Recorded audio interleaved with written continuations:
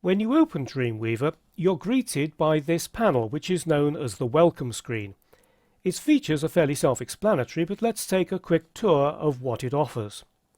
The Open a Recent Item section on the left gives you quick access to the 10 most recently opened files. Of course, it's empty here because I've got a new installation of Dreamweaver, but each file that you open is added to the top of the list. The number of files shown here is fixed, you can't change it. Clicking this Open folder opens a dialog box that gives you access to all the files and folders on your system. The dialog box is based on your operating system, so it looks slightly different on a Mac. There are a couple of points to note. This All Documents drop-down menu works differently on Windows and Mac.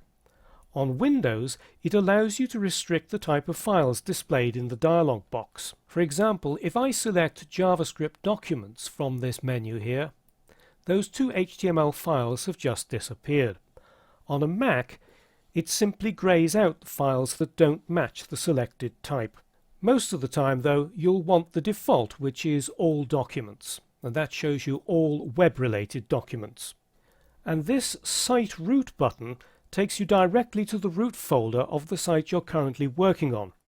Now, I don't have a site defined at the moment, so it won't do anything, but this Site Root button is an extremely useful feature that you'll find in quite a lot of the dialog boxes in Dreamweaver. It's in a slightly higher position on a Mac. Now let's just click Cancel to close that dialog box.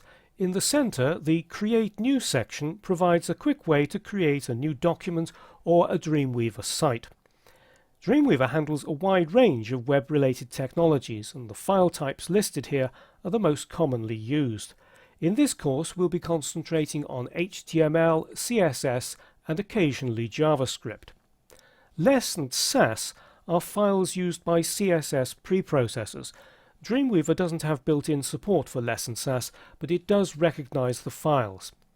PHP is a server-side technology used with database-driven websites, and XML is a specialized file for data storage.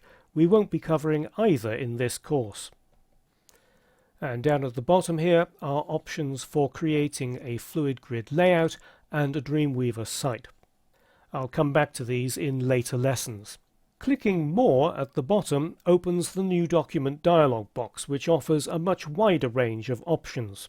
On the right here, Top Features Videos offers quick access to a series of useful video tutorials on the Adobe TV website.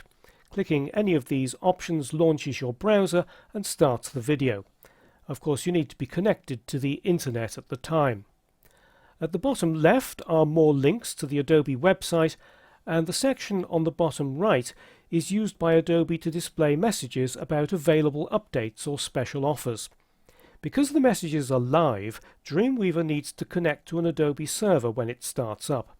However, if you don't want it to connect, you can prevent the welcome screen from being displayed by selecting this checkbox down here. The only disadvantages in turning off the welcome screen are that you might miss out on useful update notices, and you lose the quick links to the video tutorials, but everything else is available through the main menus. If you decide to turn off the welcome screen and change your mind, you can re-enable it by going to Preferences. On Windows, Preferences are on the Edit menu, right down at the bottom. On a Mac, they're in the Dreamweaver menu, close to the top. And if you open Preferences in the General category, there at the top of Document Options is Show Welcome Screen. Just select that checkbox and it will display again normally. I'm not going to make any changes, so I'll just click Cancel to close that. The welcome screen is displayed only when you don't have a file open in the document window. For example, let's create a quick HTML file, and you'll see that it has now disappeared. Once it disappears, you need to use the File menu to open a new file, like that, or open a recent file. So let's just close this, and there's the welcome screen again. Although the welcome screen is visible only when nothing is open in the document window, it provides a set of useful shortcuts to get you up and running quickly.